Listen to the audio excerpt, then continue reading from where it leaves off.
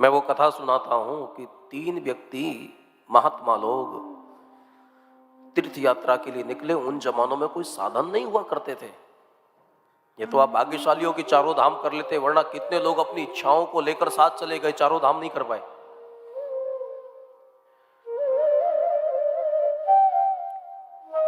एक घर में पहुंचे, भूख लगी है। बाबा थोड़ी सी खीर बची है, अब खा लो इसको। महात्माओं ने देखा कि एक का ही पेट भर सकता है, 2 को तो फिर भी भूखा रहना है। तो उन्होंने निर्णय कर लिया कि खीर को वही खाएगा जो सपना अच्छा देखेगा। सो जाना चाहिए, सुबह वैसे भी अच्छी लगती है खीर। सो गए सोने वाले। कई लोग लगे हैं सपना देखने, एक दूसरे को जाग के कह रहे हैं कि मैं सपने में ये बन गया, मैं सपने में वो बन गया, सपने में मुझे ये मिल गया, सपनों में मुझे ऐसा मिल गया। ये सपना बहुत देखते हैं लोग। और याद रखना, अगर सत्य में अगर जिस दिन तुम्हें होश आएगा ना, तो तुम्हारा ये संसार भी सपना है। ये तो हमको लगता है कि हम ये बन गए ना, ये बन गए, तो फिर सपने बहुत देख रहे थे। और रामदास को पूछा, बाबा खाली सपना ही देखता रहेगा कि कुछ वो भी बताएगा? वो उठा बड़े आनंद से और हाथ जोड़ के कहा, बुरा मत मानना। आपने शर्त ऐसी लगा दी कि जो अच्छा सपना देखेगा वो खीर खाएगा। मैं तो भूखा था, भूखे को नींद नहीं आती है, नींद नहीं आती है तो सपना देखूं कैसे? शर्त तो यही थी कि सपना जो अच्छा देखेगा। तो मैंने सोचा कि सपने देखने के लिए नींद आना जरूरी है, नींद आने के लिए पेट में कुछ होना जरूरी है। इसलिए मैं रात को खीर खा के सो गया। તમે જોયા करो सपना, आ सपना छे। भाग्यशाली है जो आनंद ले लेता है, वरना तो यहां मरने के बाद कोई कहीं जाके मुक्ति होगी, इस भ्रांति को त्याग दो। मैं फिर एक बार कहूंगा, भगवान जाने, वैसे शास्त्रों में लिखा है, भागवत में लिखा है कि न यत्र वैकुंठ सुधा पगा, वहां स्वर्ग में सब कुछ है लेकिन सत्संग नहीं मिलता है। और मिलता होगा तो हमें पता भी नहीं है, लेकिन इतना जरूर है कि जहां भी सत्संग होता है वहां स्वर्ग होता है। आ तो स्वर्गाने शर्म आवे, ई पे देव रमण ने आवे। आलो इलो जस नर नारी गावे। અને દ્વારકાધીશના આંગણે ને મારી મરુભૂમિ રાજસ્થાનના ગીતો ગવાય છે। धन्य है राजस्थान, बहुत अच्छा लगता है। आपकी भावनाएं भगवान करे, ईश्वर करे, आप इसी प्रकार प्रसन्न और नृत्य करते हुए आपके जीवन में कोई दैहिक, कोई दैविक और कोई भौतिक ताप तुम्हारे चित्त को आह्लादित ना करे, तुम्हें परेशान ना करे, प्रभावित ना करे। वरना तो मैं कभी कभी यहाँ कथाओं में छोटे छोटे गरीब व्यक्ति को देखता हूं तो भी मुस्कुराता हुआ मिलता है, और जब दूसरी जगह हम कहीं भी मिलते हैं ना, भगवान ना करे, बड़े बड़े लोगों को भी बहुत परेशान देखता हूं। कई लोगों को तो ये याद ही नहीं है कि पिछली बार हमको हंसे कितने साल, वो पिछली बार कब हंसे यही उनको पता नहीं है। अब इतने ज्यादा मत इस जिंदगी को उलझा देना कि कहीं मुस्कुराना ना भूल जाओ। याद रखना, अगर कोई जानवर है और बिल्कुल अकेले में, उसका कोई संगी साथी नहीं है, अकेले में खड़ा है लेकिन उसके चेहरे पर स्मित हास है, तो समझ लेना कि वो जानवर भी इंसान बनने की तैयारी कर रहा है। और कोई मानव है, मानव शरीर में यात्रा कर रहा है, कोई जीव, और फिर भी कोई चेहरे पर प्रसन्नता नहीं है, अंदर राग द्वेष भरा हुआ है, किसी भी चीज को देखकर उसको झंझनाहट आती है, तो समझ लेना ये मानव पशु बनने की तैयारी कर रहा है। तैयारी दोनों की जारी है, बस कुछ दिन की बात है जैसे ही सांझ ढलेगी फिर से प्रकृति अपना काम करेगी।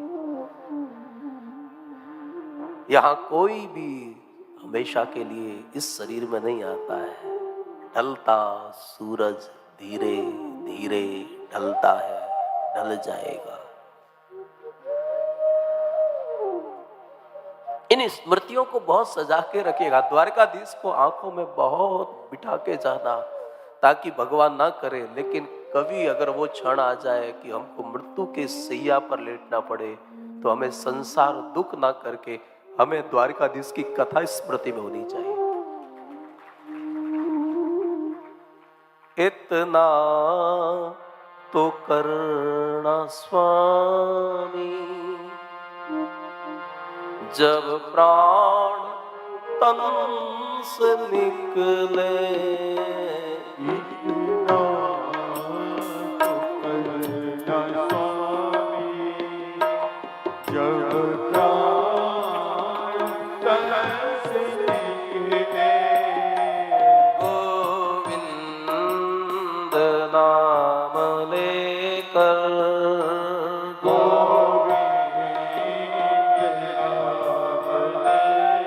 मैंने ऐसा सुना है कि जब शरीर छूटने लगता है तो जिंदगी की पूरी रील घूमने लगती है। मुझे भरोसा है, अगर रील घूमते घूमते ये दृश्य जब आएगा ना, तो जाते जाते भी चित्त को सुकून मिलेगा।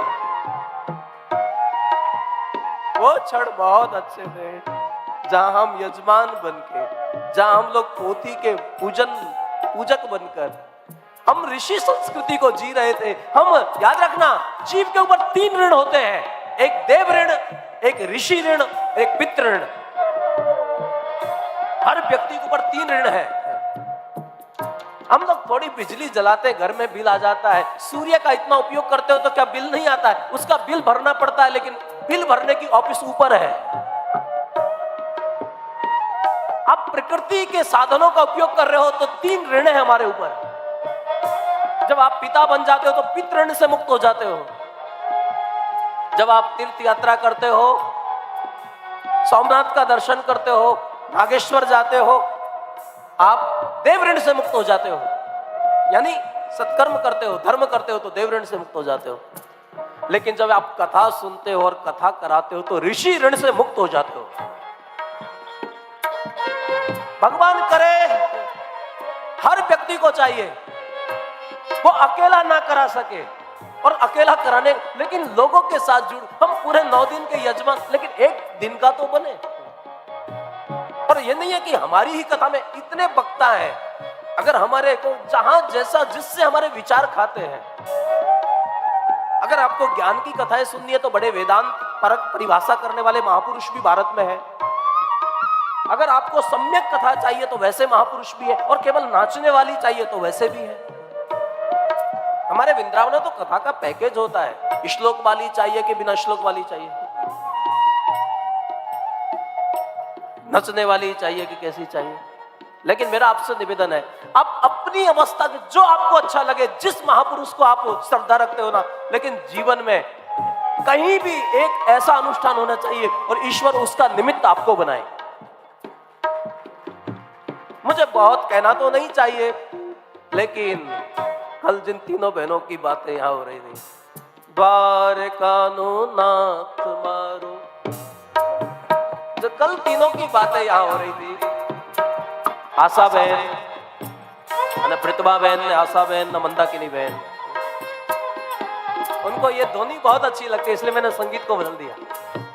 उनका एक निवेदन रहता है, बाप जी हम जब भी कहीं मंच पर आए तो प्लीज आप ये हमको बहुत अच्छा सुनने को लगता है, क्योंकि उनको जो भी लगता है उन्होंने द्वारकाधीश को बहुत समर्पित किया है। हे द्वारकानाथ मारो राजा छोटे, मन माया लगाड़ी रे। द्वारकानाथ मारो राजा छोटे, तेरी मन माया लगाड़ी रे। और मुझे आश्चर्य तब हुआ, उनकी बहुत इच्छा थी कि ये कथा पूरी हम सुने। 2 दिन हो गए, लेकिन संख्या ज्यादा है इसलिए व्यवस्था है। फिर मैंने उनको बात की टेलीफोन पर, और जब कल यहाँ आए हमारे अध्यक्ष महोदय की व्यवस्थाओं को देखा, तो कल सांझ को उन तीनों बहनों ने हमको कहा कि महाराज जी, भगवान करे एक बार हमारी भी इच्छा है कि हमको भी कहीं मुख्य यजमान बनाया जाए। मैंने कहा कि माँ, आप तो शिक्षक हैं और आपने तो नौकरी भी बहुत प्रामाणिकता के साथ में किया, पूरे गुजरात सरकार ने आपको सम्मानित किया, बहुत प्रामाणिकता के साथ में आपने सरकारी सेवाएं दी, लेकिन उनकी उदारता देखो। महाराज जी, हमें बिल्कुल कोई परेशानी नहीं है।